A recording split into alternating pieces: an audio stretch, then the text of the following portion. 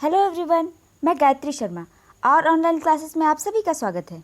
तो दोस्तों, पिछले लेक्चर में मैंने वैदिक काल के कुछ बहुत इंपॉर्टेंट टॉपिक्स डिस्कस किए थे। उन लोगों के सामाजिक जीवन, राजनीतिक जीवन, आर्थिक जीवन, उनका भौगोलिक विस्तार, इन सब टॉपिक्स को मैंने पिछले लेक्चर में डिस्कस कर लिया था। तो आज हम आगे के टॉपिक्स डिस्कस करेंगे। तो चलिए लेक्चर को आगे बढ़ाते हैं। तो जैसा कि मैंने बताया, पिछले लेक्चर में मैंने उत्तर वैदिक काल का भौगोलिक विस्तार, राजनीतिक जीवन, आर्थिक जीवन और सामाजिक जीवन डिस्कस कर लिया था। तो आज के लेक्चर में हम डिस्कस करेंगे उनका धार्मिक जीवन, मतलब उनके धार्मिक विश्वास, और वैदिक साहित्य तथा वैदिक परंपरा से संबंधित जो साहित्य बाद में लिखे गए, तो वो सब हम आज डिस्कस करेंगे। तो चलिए लेक्चर को आगे बढ़ाते हैं। तो सबसे पहले आएंगे इनकी धार्मिक मान्यताओं की ओर। तो ऋग्वैदिक काल से उत्तर वैदिक काल में धर्म का रूप बहुत अधिक बदल चुका था। ठीक है, पहले इंद्र और अग्नि को महान देवता माना जाता था। पहले प्राकृतिक के देवताओं की अधिक पूजा होती थी, लेकिन बाद में क्या हुआ, इंद्र और अग्नि का स्थान ले लिया प्रजापति, विष्णु और रुद्र ने, जिन्हें ब्रह्मा और विष्णु को आर्यों का संरक्षक और रुद्र को शिव के रूप में जाना जाने लगा। तो ब्रह्मा उसमें सबसे महत्वपूर्ण देवता हुए, क्योंकि जितने भी यज्ञ हवन वगैरह किए जाते थे वो ब्रह्मा को लेकर ही किए जाते थे। और इसके अलावा जो उपनिषदों में भी ब्रह्मा को ही अधिक महत्व दिया गया है। पुषाण का महत्व और बढ़ जाता है। ये पशुओं के देवता थे, अब शूद्रों के देवता भी हो जाते हैं। पशुओं के और शूद्रों के देवता थे पुषाण। मूर्ति पूजा का प्रचलन शुरू हुआ उत्तर वैदिक काल में। ऋग्वैदिक काल में मूर्ति पूजा बिल्कुल नहीं थी। उत्तर वैदिक काल में मूर्ति पूजा की शुरुआत हुई थी, उतनी व्यापक रूप में नहीं थी, लेकिन शुरुआत हो चुकी थी। बृहदारण्यक उपनिषद में प्रथम बार पुनर्जन्म और कर्म का उल्लेख किया गया है। पुनर्जन्म और कर्म के सिद्धांत का उल्लेख पहली बार किसमें किया गया? बृहदारण्यक में। यज्ञ और भी अधिक जटिल हो गए। लघु यज्ञ जो है वो आम जन करते थे, आम जनता करती थी, मतलब पूर्णिमा अमावस्या को कोई छोटा सा यज्ञ कर लिया तो ये सब लघु यज्ञ कहलाते थे। तो ये आम जनता करती थी। और जो महायज्ञ होते थे, महायज्ञ करते थे राजा या कुलीन परिवार के लोग जो धनी होते थे। महायज्ञ में आता था राजसूय यज्ञ। ये 1 वर्ष तक चलता था और बाद में इसे राजसूय यज्ञ को हटाकर उसकी जगह अभिषेक को जो है शुरू कर दिया गया, अभिषेक किया जाता था। तो ये राजसूय यज्ञ ये क्यों किया जाता था? राजा अपनी शक्ति को प्रदर्शन करने के लिए, सबके ऊपर अपनी जो है पैठ को और मजबूत करने के लिए राजसूय यज्ञ करते थे, मतलब सबको अपनी इंपॉर्टेंस दिखाने के लिए। उसके आता है वाजपेय यज्ञ। वाजपेय यज्ञ होता था रथ की दौड़, जिसमें शक्ति प्रदर्शन होता था। तो उसमें राजा जो है अपने राज्य के अन्य लोगों के साथ रथ दौड़ में हिस्सा लेता था, और उसमें यदि राजा जीत जाता था तो वो सबके ऊपर अपनी सत्ता कायम करता था, मतलब सबके ऊपर अपनी इंपॉर्टेंस को दिखाता था। लेकिन अगर राजा हार जाता था तो यहाँ पे राजा की बदनामी हो जाती थी। लेकिन ऐसा होता नहीं था, क्योंकि मैच फिक्सिंग भी हो जाती थी, लेकिन राजा को हारने नहीं दिया जाता था। तो ये चलता था 7 दिन तक। अब आता है अश्वमेध यज्ञ। तो अश्वमेध यज्ञ क्या था? ये 3 दिन तक चलता था, और ये यज्ञ घोड़े से किया जाता था, मतलब घोड़े को लेकर यज्ञ किया जाता था और घोड़े को ओपन छोड़ दिया जाता था, मुक्त। और ये 3 दिन तक घोड़ा जिन जिन जगहों पर विचरण करता था वो सारे के सारे क्षेत्र जो है राजा के माने जाते थे। और जो अगर कोई उस घोड़े को पकड़ता था या रोकता था, उसको राजा के साथ युद्ध करना पड़ता था। तो जो जिसको खुद पे पूरा कॉन्फिडेंस होता था कि मैं पूरी तरह से शक्तिशाली हूँ और मैं किसी को भी हरा सकता हूँ, ये वाला यज्ञ सिर्फ वही करते थे। तो ये शक्ति स्थापना और क्षेत्र विस्तार के लिए ये यज्ञ किया जाता था। अगला है अग्निस्तोम यज्ञ। अग्निस्तोम यज्ञ 1 दिन का यज्ञ होता था, जिसमें पशुओं की भी बलि दी जाती थी, और इसमें सोम रस का सेवन किया जाता था और सोम रस की आहुति भी दी जाती थी। तो सोम रस का उपयोग किस यज्ञ में होता था? अग्निस्तोम यज्ञ में। उत्तर वैदिक काल में ब्राह्मणों का वर्चस्व काफ़ी बढ़ गया। ब्राह्मणों का वर्चस्व बहुत बढ़ गया। कर्मकांडों की अधिकता हो गई, क्योंकि ब्राह्मण क्या करते थे, अपनी इंपॉर्टेंस को दिखाने के लिए वो और ज़्यादा कर्मकांड बताते। ब्राह्मण जिस विधि से बताते थे, सारे यज्ञ पूजा हवन उसी विधि से करने होते थे। तो इस तरह से उन्होंने अपने फायदे के लिए बहुत सारे कर्मकांड वगैरह, बहुत सारे जो है अंधविश्वास फैला रखे थे, और इस कारण जो है एक कड़ी प्रतिक्रिया उभर कर सामने आई। मतलब जनता में इसको लेकर रोष हुआ और वो ब्राह्मणों के खिलाफ जा खड़े हुए, और ये समझ में आता है उपनिषदों में। तो ऐसा लगता है कि उपनिषद जो है ये ब्राह्मणों के विरुद्ध ही रचे गए थे, क्योंकि उपनिषदों में जो है आध्यात्म की बात की गई है, कर्मकांडों का विरोध किया गया है और सिर्फ आत्मा और ब्रह्म की बात की गई है। तो ये ब्राह्मणों के विरोध में लिखे गए थे, ऐसा इतिहासकारों का मानना है। अब आते हैं वैदिक साहित्य की ओर। वैदिक साहित्य जो है 1500 ईसा पूर्व से लेकर 600 ईसा पूर्व के बीच लिखे गए थे। उसमें सबसे पुराना जो है ऋग्वेद। ऋग्वेद जो है ये 1500 ईसा पूर्व के आसपास लिखा गया था, लेकिन उसके बाद जो भी वेद लिखे गए वो लिखे गए उत्तर वैदिक काल में। मतलब प्राचीनतम वेद जो है वो है ऋग्वेद। वैदिक साहित्य को 4 भागों में बांटा जाता है। संहिता, जिसको हम वेद भी कहते हैं, ब्राह्मण, आरण्यक और उपनिषद। तो वैदिक साहित्य 4 भाग में कर सकते हैं, वेद, ब्राह्मण, आरण्यक और उपनिषद। वैदिक साहित्य समय के साथ एक पीढ़ी से दूसरी पीढ़ी में सिर्फ कहकर और सुनकर स्थानांतरित किया जाता था। मतलब पहले जो है पेजेस नहीं होते थे, लिखने की कला जो है पेजेस में नहीं लिखा जाता था, इसलिए जो है वेदों को एक पीढ़ी से दूसरी पीढ़ी में सिर्फ बोलकर या कहकर जो है स्थानांतरित किया जाता था, और लोग इसे सुनकर एक पीढ़ी से दूसरी पीढ़ी में याद रख के जो है स्थानांतरित करते थे। इसलिए वेदों को श्रुति भी कहा जाता है, मतलब सुनकर स्मरण रखने योग्य। तो अब आते हैं वेदों पर। वेदों की रचना कृष्ण द्वैपायन वेद व्यास ने की थी। इन्होंने संकलित किया था, लेकिन वेदों को माना जाता है कि वो देवताओं द्वारा रचित किए गए हैं। मतलब इसको मनुष्यों ने रचित नहीं किया है, रचना नहीं की है, इसलिए इनको अपौरुषेय भी कहा जाता है। और इनको संकलित किया था कृष्ण द्वैपायन वेद व्यास जी ने। वेदों को नित्य भी कहा जाता है, जो कि हमेशा रहने वाले हैं, मतलब वो कभी नष्ट नहीं होंगे। तो वेद जो है वो एक तो वो देवताओं द्वारा रचे गए, दूसरा ये कभी नष्ट नहीं होंगे, तो इसके लिए अपौरुषेय और नित्य शब्द का प्रयोग किया गया। वेद टोटल 4 हैं, उसमें सबसे पुराना है ऋग्वेद, विश्व का प्राचीनतम ग्रंथ। मतलब विश्व का सबसे प्राचीनतम ग्रंथ कौन सा है? तो वेद, ऋग्वेद, और इसे फर्स्ट टेस्टामेंट ऑफ मैनकाइंड भी कहा जाता है। इसमें टोटल 1028 सूक्त, 10 मंडल और 10,462 ऋचाएँ हैं। तो टोटल कितने सूक्त हैं? 1028 और 10 मंडल हैं। दूसरे मंडल से लेकर 7वें मंडल तक जो 6 मंडल हैं उनको गोत्र या वंश मंडल भी कहा जाता है, क्योंकि इसी में गोत्र या वंश की बात पहली बार की गई थी। पहला और 10वां मंडल बाद में जोड़ा गया, मतलब पहले ये नहीं थे ऋग्वेद में, इनिशियली ये नहीं थे, ये बाद में जोड़े गए। 10वें मंडल में पुरुष सूक्त है, जिसमें वर्ण व्यवस्था का उल्लेख है। तो वर्ण व्यवस्था बाद में आई थी, इसलिए 10वां मंडल भी बाद में जोड़ा गया था। तीसरा मंडल विश्वामित्र द्वारा रचित है, जिसमें तीसरे मंडल में विश्वामित्र द्वारा रचित गायत्री मंत्र है, जो कि सावित्री नामक देवता को समर्पित है, जो कि है सूर्यदेव। 8वें मंडल में जो हस्तलिखित ऋचाएँ हैं उनके लिए एक वर्ड इस्तेमाल होता है, उसे हम कहते हैं खिल। तो 8वें मंडल में जो हस्तलिखित ऋचाएँ हैं उनको खिल कहा जाता है। और ऋग्वेद का जो पाठ करता होता है उसे हम कहते हैं हुत्रु। अब आते हैं दूसरा वेद, वो है सामवेद। उसमें टोटल 1549 ऋचाएँ हैं, और ये सारी ऋचाओं को म्यूज़िक में गाया जा सकता है, ठीक है, संगीत में गाया जा सकता है। और इसमें से जो 75 ऋचाएँ हैं उनको छोड़कर बाकी जितनी भी ऋचाएँ हैं वो ऋग्वेद से ही ली गई हैं। मतलब ऋग्वेद से ऋचाओं को सामवेद में डाला गया है और उनको गाया जा सकता है। इसे भारतीय संगीत का जनक भी कहा जाता है। किसे? सामवेद को भारतीय संगीत का जनक कहा जाता है। इसके पाठकर्ता हैं उद्रात्रु, ठीक है। तो सामवेद के पाठकर्ता को उद्रात्रु कहा जाता है। हमारा जो अगला वेद है वो है यजुर्वेद। यजुर्वेद में कर्म कांड, यज्ञ की विधियां, बलि की विधियां, तो ये सब दिया हुआ है, ठीक है। मतलब पूजा पाठ के नियम दिए हुए हैं यजुर्वेद में। यजुर्वेद को 2 भागों में बांटा गया है, कृष्ण यजुर्वेद और शुक्ल यजुर्वेद। तो यजुर्वेद को 2 भागों में बांटा गया है, गद्य और पद्य। ये एक ऐसा वेद है जो कि गद्य और पद्य दोनों में ही है, और इसके पाठकर्ता को अथर्वयु कहा जाता है। क्या कहा जाता है पाठकर्ता को? अथर्वयु। अथर्ववेद की रचना की थी अथर्वा ऋषि ने। ये हमारा चौथा वेद है, इसकी रचना की थी अथर्व ऋषि ने। शुरुआत में जो हमने तीनों वेदों को पढ़ा उन्हें वेदत्रयी कहा जाता है, क्योंकि ये वेद सब इनिशियली सिर्फ यही 3 वेद थे, और बाद में इस अथर्ववेद को या चौथे वेद को इसमें जोड़ा गया। तो जो पहले 3 वेद थे उनको एक साथ संयुक्त रूप से वेदत्रयी कहा जाता है।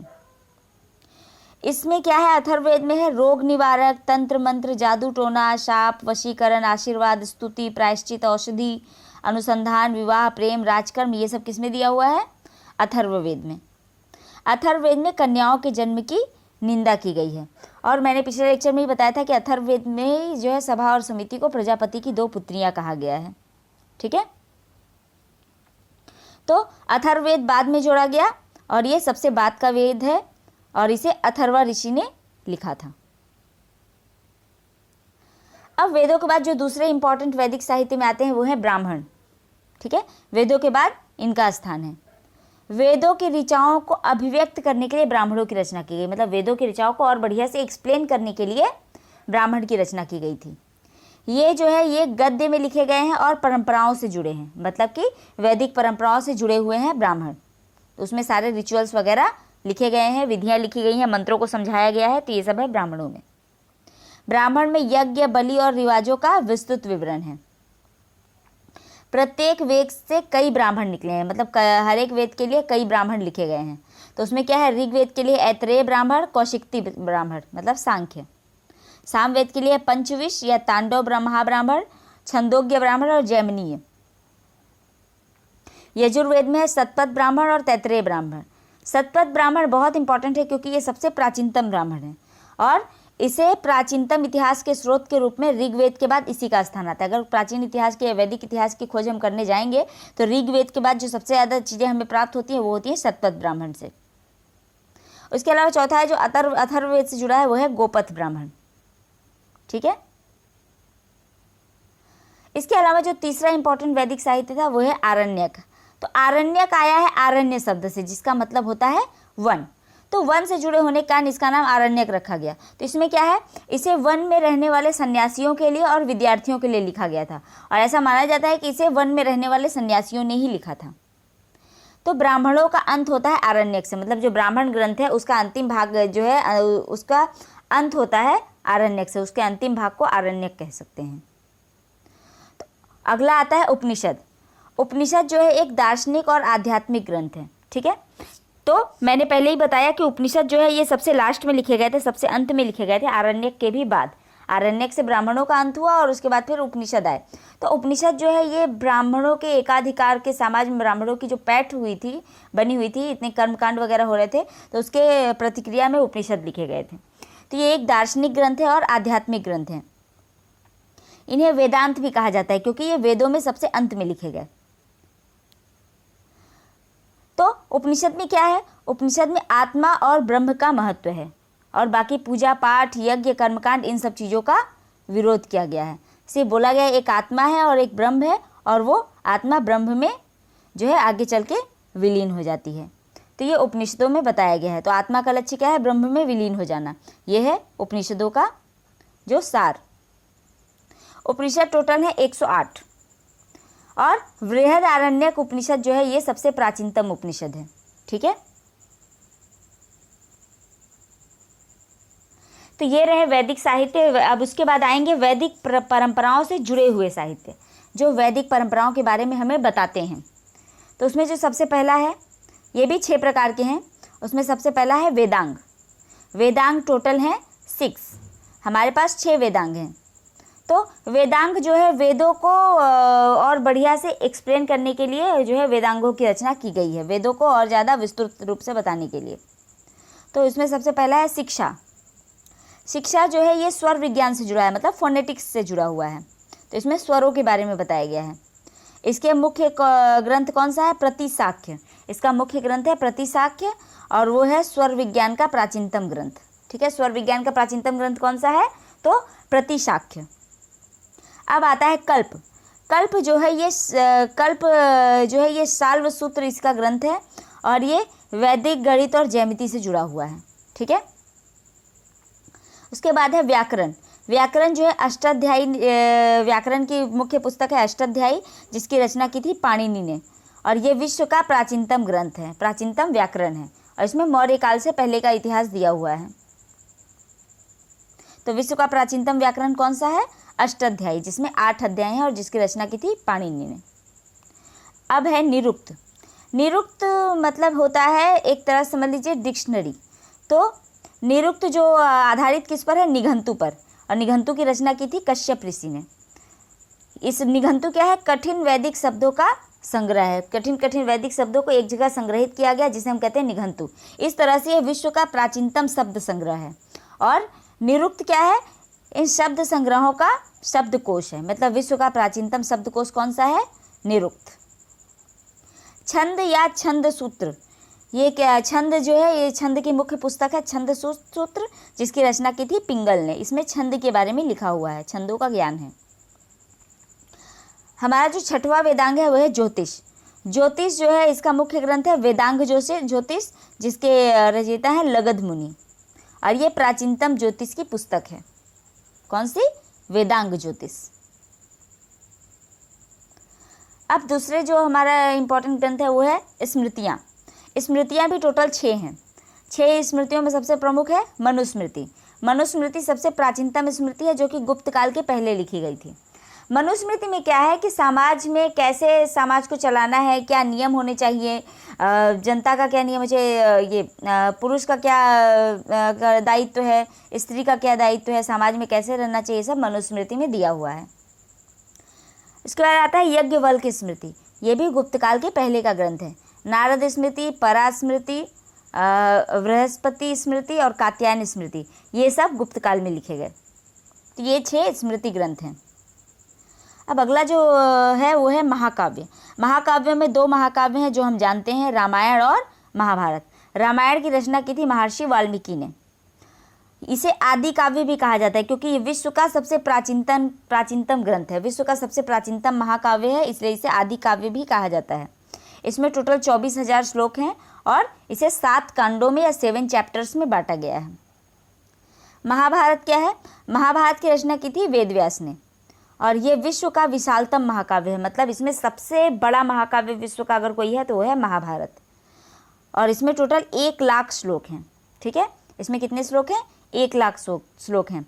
और महाभारत में टोटल 18 चैप्टर्स हैं। टोटल 18 चैप्टर्स हैं। अगला जो इम्पोर्टेंट ग्रंथ है वो है पुराण। पुराण का अर्थ होता है, मतलब होता है पुराना या प्राचीन। पुराण शब्द का मतलब होता है पुराना या प्राचीन। तो हमारे यहाँ जो टोटल 18 पुराण हैं, इन 18 पुराणों की रचना की थी लोमहर्ष और उनके पुत्र उग्रश्रवा ने। सबसे प्राचीनतम पुराण है मत्स्य पुराण। तो मत्स्य पुराण सबसे प्राचीनतम पुराण है और कुछ पुराण ऐसे हैं जिसमें राजाओं की वंशावली दी हुई है। तो मत्स्य पुराण में है सातवाहन वंश, वायु पुराण में है गुप्त वंश और विष्णु पुराण में है मौर्य वंश के बारे में। ठीक है, मत्स्य पुराण सातवाहन वंश, वायु पुराण गुप्त वंश और विष्णु पुराण मौर्य वंश। अब आते हैं उपवेद। उपवेद जो है ये भी वेदों से संबंधित हैं। मुख्य उपवेद हैं आयुर्वेद। आयुर्वेद जो है ये ऋग्वेद से संबंधित है। टोटल 4 उपवेद हैं, ये 4 वेदों से संबंधित हैं। तो आयुर्वेद है वो ऋग्वेद से संबंधित है, गंधर्ववेद सामवेद से, धनुर्वेद यजुर्वेद से और शिल्पवेद या अर्थवेद अथर्ववेद से जुड़ा हुआ है। तो आयुर्वेद जो है वो मेडिसिन से जुड़ा है, मतलब कि औषधियों से जुड़ा है। गंधर्ववेद जो है गंधर्ववेद जो है ये आपका जुड़ा है म्यूजिक से, संगीत से, जो कि सामवेद का उपवेद है। धनुर्वेद क्या है? धनुर्विद्या से जुड़ा है, जो कि यजुर्वेद का उपवेद है। और शिल्पवेद जो है ये शिल्प से जुड़ा हुआ है। ठीक है, तो ये अथर्ववेद का हिस्सा है। अब जो हमारा लास्ट सबसे इम्पोर्टेंट बचता है वो है षड दर्शन। षड दर्शन मतलब 6 मुख्य दर्शन। तो वैदिक काल के अंत तक क्या हुआ था, बहुत सारे जो है दर्शन फिलॉसफीज़ की शुरुआत हो गई थी। तो उसमें जो सबसे पुरानी फिलॉसफी है वो है सांख्य दर्शन। ठीक है, सांख्य दर्शन की रचना की थी कपिल मुनि ने। सांख्य दर्शन के प्रवर्तक कौन थे? कपिल मुनि। और कपिल मुनि ने उसके लिए पुस्तक लिखी थी सांख्य सूत्र। ठीक है, सांख्य सूत्र जो पुस्तक है ये सांख्य दर्शन से जुड़ी हुई है और सांख्य दर्शन के प्रवर्तक थे कपिल मुनि। योग जो है योग दर्शन के प्रवर्तक हैं पतंजलि और इसकी मुख्य पुस्तक है योग सूत्र। न्याय दर्शन के प्रवर्तक है गौतम ऋषि और इसकी मुख्य पुस्तक है न्याय सूत्र। मीमांसा या पूर्व मीमांसा दर्शन के प्रवर्तक है जैमिनी और इनकी पुस्तक का नाम है पूर्व मीमांसा सूत्र। वैशेषिक के जो प्रवर्तक हैं वो है कणाद और इसका मुख्य ग्रंथ जो है, मुख्य पुस्तक है वो है वैशेषिक सूत्र। अब आता है जो छठवां दर्शन है, वो है वेदांत दर्शन या उत्तर मीमांसा दर्शन। जो हमने पहले पढ़ा था वो था पूर्व मीमांसा, और ये है उत्तर मीमांसा। उत्तर मीमांसा के जो प्रवर्तक है वो है बद्रायन, और इसका जो मुख्य ग्रंथ है वो है ब्रह्मसूत्र या वेदांत सूत्र। ठीक है। इसके अलावा एक और दर्शन जो है, जो फेमस है, महत्वपूर्ण है, वो है चारवाका दर्शन, और इसको प्रवर्तक थे चारवाक। तो दोस्तों आज का लेक्चर यहीं तक। अब देख लेते हैं आज का क्विज। तो आज के क्विज का जो पहला प्रश्न है वो है, उत्तर वैदिक काल के प्रमुख देवता कौन थे? मतलब सबसे प्रमुख देवता कौन थे? ऋग्वेद का पाठकर्ता उसे क्या कहा जाता है? अथर्ववेद के रचयिता कौन थे? प्राचीनतम ब्राह्मण ग्रंथ कौन सा है? प्राचीनतम उपनिषद कौन सा है? प्राचीनतम ज्योतिष ग्रंथ कौन सा है? आदि काव्य किसे कहा जाता है? महाभारत के रचयिता कौन है? वायु पुराण में किस वंश की वंशावली दी हुई है? धनुर्वेद किस वेद का उपवेद है? और प्राचीनतम दर्शन कौन सा है? अब देख लेते हैं पिछले दिन के क्विज। तो पिछले लेक्चर में मैंने जो क्विज दिए थे वो उसका जो पहला प्रश्न था वो है ब्राह्मण युग। ब्राह्मण युग किस काल को कहा जाता है? किस समय से किस समय को हम ब्राह्मण युग कहते हैं? उत्तर वैदिक सभ्यता का केंद्र क्या था? लोहे के प्रचलन का प्राचीनतम प्रमाण हमें कहाँ से मिलता है? गोत्र व्यवस्था का प्रचलन किस काल में हुआ? अनुलोम विवाह का क्या अर्थ है? प्रतिलोम विवाह का क्या अर्थ है? व्रीहि किसे कहा जाता था? और चतुराश्रम का उल्लेख किस पुस्तक में है? संग्रहित्री किसे कहा जाता था? हल को क्या और हल रेखा को किस नाम से जाना जाता था? तो आइए अब इस क्विज के आंसर्स देख लेते हैं। तो हमारा पहला प्रश्न था ब्राह्मण युग। तो ब्राह्मण युग होगा 800 ईसा पूर्व से 600 ईसा पूर्व तक। उत्तर वैदिक सभ्यता का केंद्र गंगा यमुना घाटी। लोहे के प्रचलन का प्राचीनतम प्रमाण अतरंजी खेड़ा में। गोत्र व्यवस्था का प्रचलन उत्तर वैदिक काल में हुआ। अनुलोम विवाह मतलब उच्च वर्ण का पुरुष होगा और निम्न वर्ण की स्त्री होगी, तो उनके बीच का जो विवाह होगा उसको बोलेंगे अनुलोम विवाह। प्रतिलोम विवाह निम्न वर्ण का पुरुष होगा और उच्च वर्ण की स्त्री होगी, तो उसे हम बोलेंगे प्रतिलोम विवाह। व्रीहि चावल को कहा जाता था। ठीक है, तो उत्तर वैदिक काल में व्रीहि वर्ड चावल के लिए इस्तेमाल होता था। जबाल उपनिषद में चतुराश्रम का उल्लेख है। तो चतुराश्रम का उल्लेख किस पुस्तक में है? जबाल उपनिषद। संग्रहित्री कोषाध्यक्ष को कहा जाता था, जो कि ट्रेजरी का अध्यक्ष होता था, मतलब ट्रेजरर। हल को सिरा और हल रेखा को सीता कहा जाता था। ठीक है, तो ये रहे पिछले प्रीवियस क्विज के आंसर्स। तो दोस्तों आज का लेक्चर यहीं पे ख़त्म करते हैं। आपको ये लेक्चर कैसा लगा ज़रूर बताइए।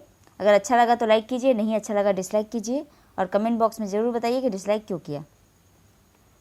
इस लेक्चर की PDF मैं अपने टेलीग्राम चैनल में दे दूँगी, और उसका लिंक मैं डिस्क्रिप्शन बॉक्स में दे दूँगी, तो आप वहाँ से जाके PDF डाउनलोड कर सकते हैं। तो आज का लेक्चर यहीं पे ख़त्म करते हैं। मिलते हैं अगले लेक्चर में। तब तक के लिए नमस्ते, थैंक यू एंड जय हिंद।